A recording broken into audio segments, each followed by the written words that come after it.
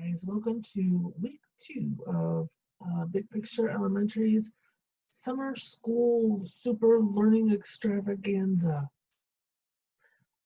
This week we're going to be learning about plants and one of the processes that plants use to make sure that they have what they need is called uptake.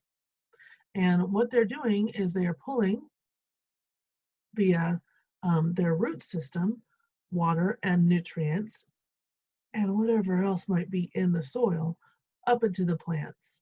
Right now we're just going to talk about the water and whatever nutrients that they need.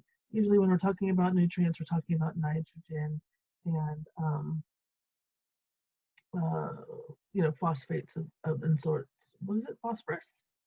Yeah.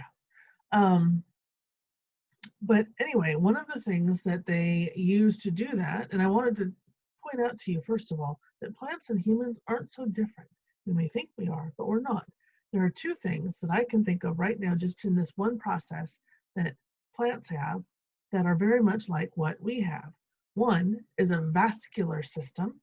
A vascular system is the network of veins and such that transports blood and oxygen and fluids and stuff throughout our entire body. Plants do that too. And another thing that we have, that plants have, is hair. Yeah, cool. So this right here is just like my little rendition of vascular, of the very ends of the vascular system. So this right here would be a root, and all those little thingies that stick off of it are actually root hairs. And that's what they use to pull water and nutrients out of the soil. And this right here is, if you were to take one root hair and look at it, like this right here is the edge of the root, the wall of the root, and this is like the cell portion of it that's beneath the surface of the root, kind of like a follicle in your hair. And so the parts of that, you have the nucleus, which is all the part that surrounds the inner part of this. This is the vacuole, which is kind of like the follicle part that makes the hair grow. This is the cell wall, of course. And then this is the root hair in and of itself. This part is the root hair. This is the cell wall, and it's also the wall of the root. And then underneath the wall of the root is the nucleus and such. And what happens is the root hair will actually pull in the water and whatever nutrients and send it up the roots into the system. And I'm going to show you a video that shows where that happens. And there's two words that they're going to tell you that when we come back, I'll have them written down for you. They're not necessarily going to be vocabulary words, but at some point when you're in high school and you're learning about plant biology and stuff, you're going to want to know those words. So we're just going to kind of prequel them for you. Okay, so I'm going to show this video. And voila. Hopefully it'll show.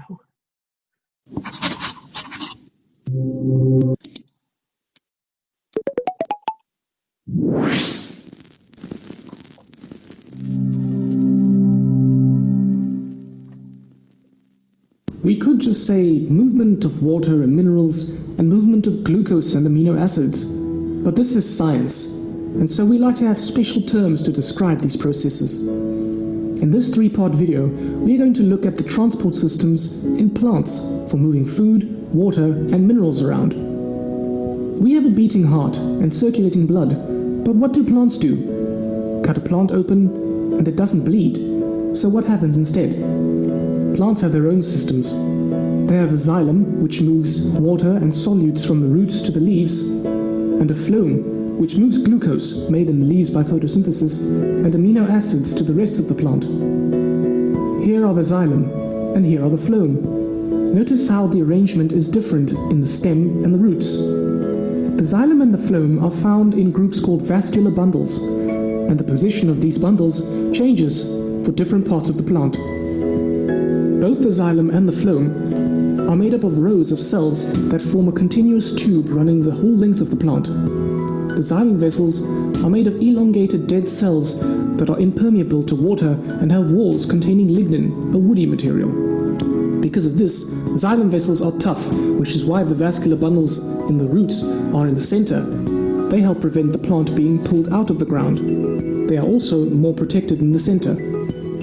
Whereas the stem has to resist being squashed and bent, and so it has the vascular bundles nearer to the edge to give the stem strength and support. The phloem vessels are made up of living cells. They transport sucrose and amino acids up and down the plant, depending upon where they are needed. Whereas in the xylem, the movement is just one way, from the roots up to the leaves. So we know that water and minerals go up the xylem, and amino acids and glucose go up and down the phloem. But how? In the second part of this video, we are going to look at the xylem and transpiration.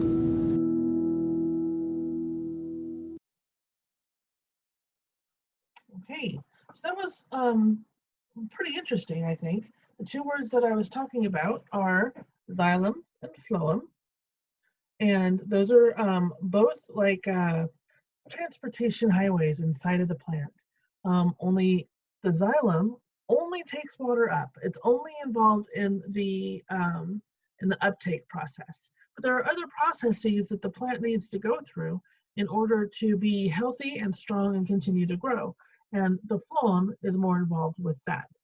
So I'm going to show you my plant right here. It's a cute little plant, huh? This was actually one that we got, all the teachers got at the beginning of last year.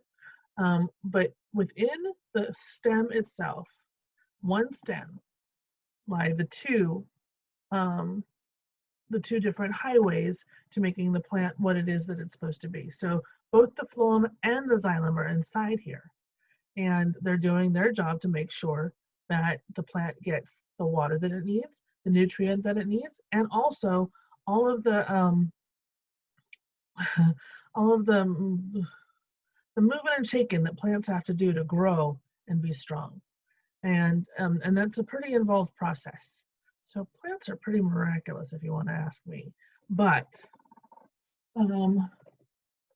it's a pretty cool deal. Again, the things that we are learning today are about the vascular system, which is where includes both the xylem and the phloem. The xylem is actually part of where the water is brought up into the plant. The phloem is where all the other stuff happens. And the part of the xylem is on the roots, the root hair, and this is a big root hair. And it kind of acts very much like a hair. I mean, it's kind of not really, because hairs don't suck up water, but they look a lot like, you know, hair follicles and stuff. Their processes are different, but they're very much shaped kind of alike. So yeah, this is the very beginning of our process of learning about all this stuff.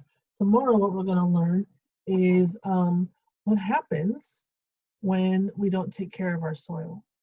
A lot of things end up in our soil and in our ground system that is not healthy for us. A lot of chemicals and pollutants end up in our soil, and because plants don't know the difference, they pull that up with them. So we're going to talk about a little bit of that tomorrow. All right, talk to you later.